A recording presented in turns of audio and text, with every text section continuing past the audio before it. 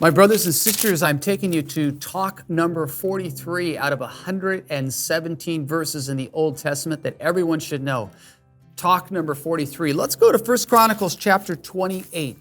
1 Chronicles chapter 28. And we're going to look at chapter 28, verse 4.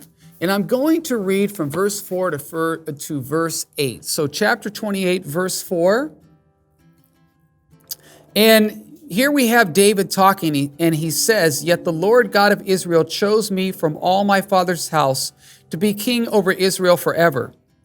He chose Judah as leader, and in the house of Judah, my father's house, and among my father's sons, he took pleasure in me to make me king over all Israel.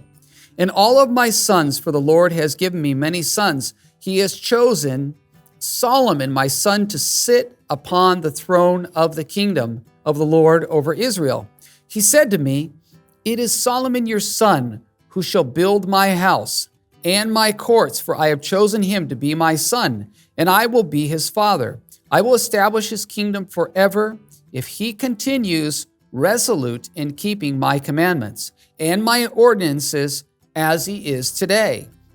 Now, therefore, in the sight of all Israel, the assembly of the Lord, and in the hearing of our God, observe and seek out all the commandments of the Lord your God, that you may possess this good land and leave it for an inheritance to your children after you forever.'"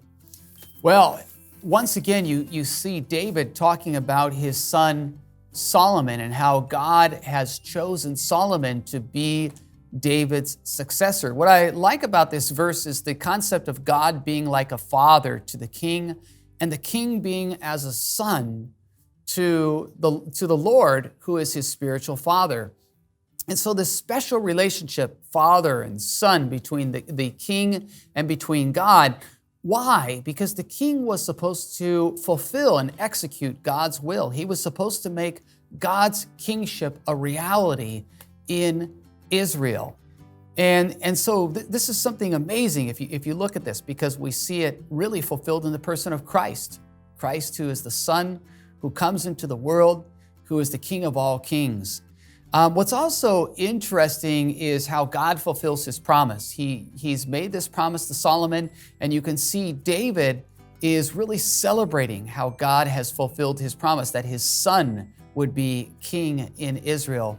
The New Testament writers, they constantly look at how Christ has come to fulfill all of the promises of God. And so as you read the scriptures in the Old Testament or in the New Testament, ask yourself, as you're reading through the text, how does this show me how God is fulfilling his promises and making those promises a reality?